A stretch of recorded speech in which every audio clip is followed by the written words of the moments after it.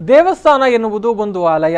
ದೇವಸ್ಥಾನ ಹಾಗೂ ಭಜನಾ ಮಂದಿರಗಳನ್ನು ನಾವು ಕಟ್ಟಿದರೆ ಸಾಲದು, ಮನಸ್ಸುಗಳನ್ನು ಮತ್ತು ಭಾವನೆಗಳನ್ನು ಕಟ್ಟುವಂತಹ ಕೆಲಸಗಳಾಗಬೇಕು ಅಂತ ಮಾಣಿಲ ಶ್ರೀಧಾಮದ ಶ್ರೀ ಮೋಹನದಾಸ ಪರಮಹಂಸ ಸ್ವಾಮೀಜಿ ಹೇಳಿದ್ದಾರೆ.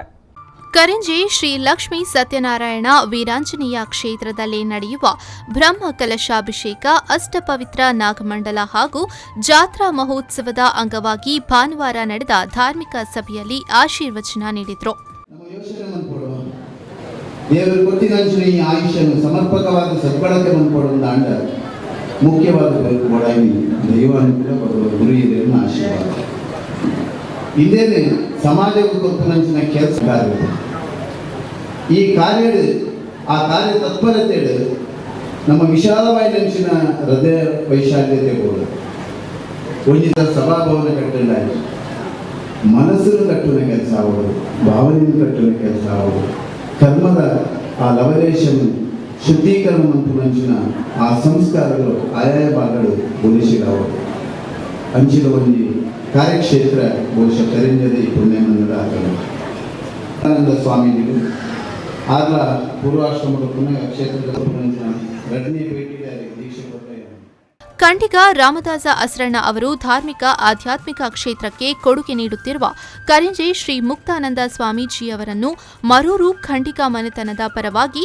ಧರ್ಮ ಕಾರ್ಯ ಧುರೀಣ ಬಿರುದು ನೀಡಿ ಗೌರವಿಸಿದರು. ದೇವಸ್ಥಾನಕ್ಕೆ ಜೀರ್ಣೋದ್ಧಾರಕ್ಕೆ ಕೊಡುಗೆ ನೀಡಿರುವ ದಾನಿಗಳಾದ ಸುಧೀರ್ ಹೆಗ್ಡೆ ಬೈಲೂರು, ನಿತ್ಯಾನಂದ ಹೆಗ್ಡೆ, ಸುರೇಶ್ ಶೆಟ್ಟಿ ಗುರ್ಮೆ, ಡಾಕ್ಟರ್ ಸುರೇಂದ್ರ ಕುಮಾರ್ ಹೆಗ್ಡೆ ಮತ್ತು ಶಶಿಧರ ಶೆಟ್ಟಿ ಭರೋಡಾ ಅವರನ್ನು ದೇವಸ್ಥಾನದ ವತಿಯಿಂದ ಸನ್ಮಾನಿಸಲಾಯಿತು.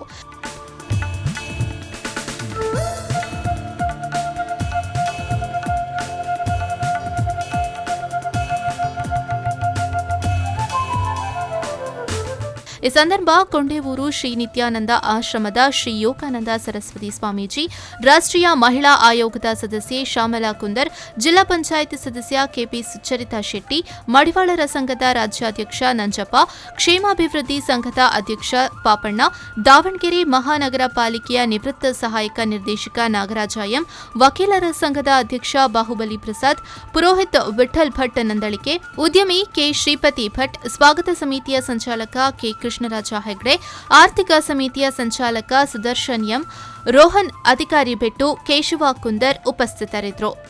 ಪ್ರೇಮಶ್ರೀ ವಿ4 ನ್ಯೂಸ್ 24/7 ಮೂಡುಬಿದ್ರೆ.